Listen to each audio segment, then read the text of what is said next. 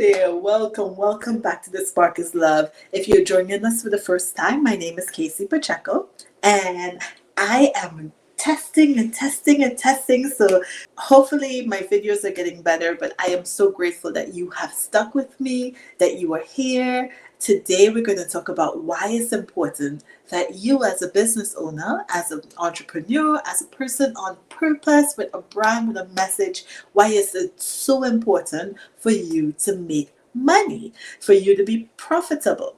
So I was having this experience. I should say it's an experience because I woke up at like 3 o'clock in the morning with this profound thought on this Bible verse. It's actually a story that Jesus was telling about the Samaritan who helped the person who fell to the wayside because they got robbed. So let me get into it. So with the story, giving you a synopsis, because I'm not going to assume that everybody knows about the story, right? So Jesus was talking, and here's a young man, and he wants to prove that he is like so versed in the law. So he comes up and he's like, what do I need to do? Tell me what I need to do to, get life. And, Jesus was like, well, the scripture, what does it say? Anyway, long story short, he said, trying to be a smart aleck, he's like, well, who really is my neighbor? Because, that's part of it. Love your neighbor as yourself. So he's like, who is my neighbor?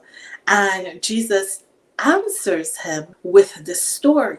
Now, if you're in healthcare, or you are a person where you help a lot of people, maybe you have a nonprofit, a lot of times they use this story as a basis for charity. But what I got from the story was completely different. So I'm just going to share my perspective. You may not agree, but it's just my perspective I got from a fresh look at the scripture. So here it is, this man is going down from Jerusalem to Jericho, right? So usually people go to Jerusalem for temple. And on the way down, somebody beats him up. And he's like to the side. And there comes a priest, and the priest crossed the road and keep going. There comes a Levite. The Levite crossed the road and keeps going. And then now you have a Samaritan.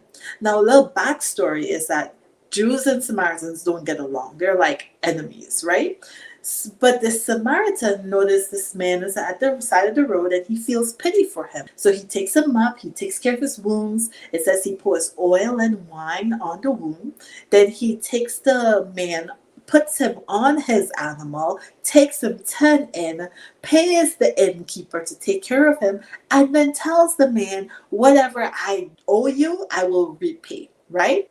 Now, this thing is so profound because in my mind, all my life, I always said, oh my gosh, the priest, the Levite, they're bad. They don't feel for people. They just walk past. And as I woke up 3 o'clock in the morning, the thought came to me, of course they pass the man. Where does a Levite and a priest?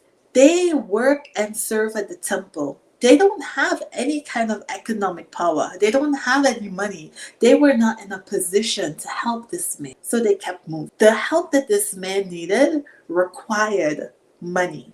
Wine and oil on a wound showed that the Samaritan had economic resources. And then going on to see all the things he did, of course he had some money. But more than that, even the little things, like for instance, this man had a vehicle, so he had means to take the man off the floor and safely transport him from one place to another. And why I'm bringing this up is he had the resources to give a complete help to this man, not just piece. And then when he got to the innkeeper, he didn't say, well, these people treat us so badly. Could you mind helping out? You mind discounting the rates? You mind, help, I'm doing a good deed here. Like, hey, come help me. No, he wasn't looking for charity. He wasn't looking to impress the man into service. He was doing business, right? He was doing business so much so that he told the man, if it costs you even more to take care, I will repay you. when I come back. There was nothing on him to say, oh, you see the condition of this man, help me take care of him, like, what we like to do a lot. But no, it wasn't like that. And I'm talking about this because, you know, and I can speak as I'm a nurse, but in nursing, sometimes people say, oh, if it's your calling to be a nurse, why are you worried about pay, right? But you should be, because a nurse is, in this example, is like an innkeeper, right? You are here to provide a service, but there is cost attached to the service, right? And what came to me, I tell you, what came to me is, from the analogy, you could be the Samaritan, you could be the innkeeper, or you could be the priest or Levite, right? If you are the priest or Levite where you are not in a place to help, it's okay. It's okay. It's okay, because the fact that they both crossed the street and kept on going, had they not done that, if they were hobbling along on the street, priest on one end, Levite on the other end, that Samaritan may not have stopped. That may have taken away the opportunity for the man to be completely helped. Now, this was new to me. I'm telling you, I just got it this week, right? But it was really profound, because sometimes God disciplines us, right? And I feel like this was a discipline for me. Stop trying to help people when you don't have it. It's okay.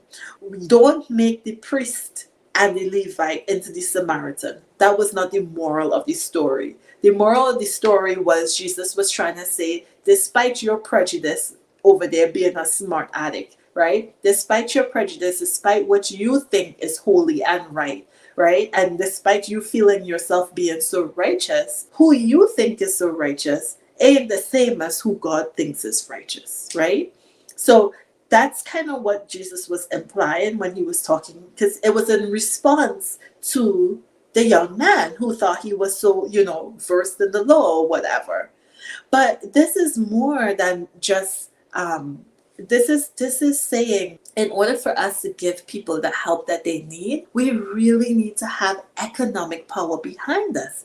And if you are a person, I'm telling you from experience, I've been in business, and when I started off, I was just giving everything away for free, supporting everybody, even going back to work to support people. And it's like, no, you need to generate economic power for yourself. So if you are, maybe somebody is listening to this and they're at the point where they're like, should I help this person or should I build my business, right?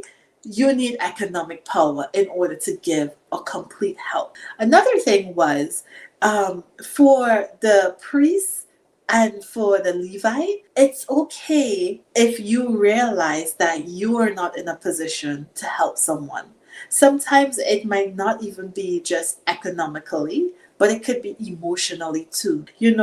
Pouring into building a business or building a brand takes a lot of time, and not everybody could get all of your help, right? So it's okay. It's okay. Them passing over and realizing they couldn't do it, it actually made way for somebody else who had the resources to come in and help. And then the last thing I would say is, don't allow other people to test you. Sometimes, and I'm telling you, sometimes people would try to test you and say, oh, well, I didn't think you were doing it for the money. Or really? Is it all about the money for you? Hello, Jesus did not let that young man test him. He answered that question with a response. He didn't have anything to prove. He didn't have to say, well, you versed in the law, but I am the Son of God, so let me tell you. He actually told the story in a way where there was no response needed after. And that's something for me that I learned and that I'm sharing, is that when you are building your business and you have a purpose, maybe it is to help the homeless, to feed the poor, to help the orphans, whatever in your heart, right? Don't allow other people's judgment of how you are going about doing your work to influence what you're doing, because sometimes you may have to pull back to make a long range or a wider action than just helping in the short term. Sometimes you might have to reserve some of the money that you're given to charity to build something else, right? That's going to serve a greater purpose. Something that I really encourage people to do. It might not even look like charity, but I don't think the whole moral of the story, I didn't see any charity happening there, because who knows if the man who got robbed, I mean, if the fact that he got robbed means he had something to rob, right? So he had money to repay the man if he wanted to. It had nothing to do with charity, right? It had to do with purpose, right? So if you have a purpose and you say, hey, I am here to serve people in need, I'm here to serve people who are going through distress, right?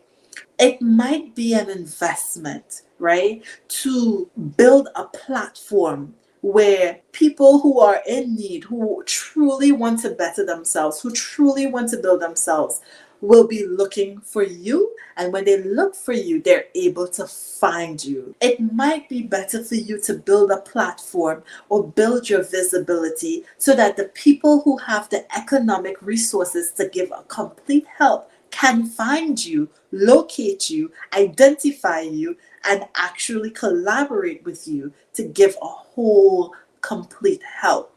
But sometimes we get stuck in just what we could do. We get stuck in, this is what I am doing. This is the little bit that I have. I'm giving my all. But I'm telling you, I know I'm talking to somebody here. I am telling you, you're 100%. Sometimes if you pull back and you collaborate or you pair with someone else, you might get way more done with 10% of what or who you are paired with somebody else's than giving 100% and being tired and frustrated and still broke at the end of the day, right? And you still didn't accomplish your mission when only 10% would have been good with the right collaboration. And this is why I offer my services for value and visibility. This is why I'm telling a lot of valuable people who have a lot to give to step a little bit out of your comfort zone and build a platform, build a YouTube channel, it might not be a YouTube channel that you're gonna monetize, right? But build the systems that's gonna help people find you, hear you, align with you, collaborate with you, so that you can have a vehicle to get to who you need to serve. Okay? I done preach. I'm just sharing. I'm just sharing because I know you're out there and I know you're doing everything by yourself. And I know that the investment to invest in your business or in your brand seems like it's not a good investment when paired with the immediate needs of those in your surroundings. But I would say this, when you're moving with purpose and on purpose, sometimes you have to forget about what things look like to everybody around you. Sometimes you have to forget about what it even might look like to you and focus, laser focus on what you want to do in the long term. Asking yourself questions such as, in the next 5, 10, or 20 years, is the things that I'm investing my money in right now going to make a difference? I'm telling you, for me, it's been 3 years. No, it's already 4. It's been 4 years since I have been on YouTube. And I'm just saying, I go back and I see a year ago I missed a comment and someone said, wow, this thing is so profound. You really helped me to have content that lives past you is so profound, you have no idea. What you have to say now that could go up in a post, somebody say yeah, somebody say nay, and it gets buried years from now. You don't know where that's going, right? But to put that same thoughts, put that same idea on a platform such as YouTube, where someone can search who is looking for an answer, who is looking for you and find you 5, 10 years from now, that's an investment I really think is going to be worth your while. So I just encourage you to really think about, don't allow other people or yourself to test you. Don't stay in your ego. Really come really deep down into your heart and say, what really is my purpose? And how could I take the strategies and investments that's going to help me to get there? Okay? I hope this was for someone. It might not be for everybody, but whoever it is for, I send it out there with peace and well wishes. If you could use my services, it's preserversoflife.com. We will be happy to help you get started. I look forward to working with more valuable people, helping them become visible in this age of technology. I hope you have a great day. Hope this was helpful, and we will see you on our next episode.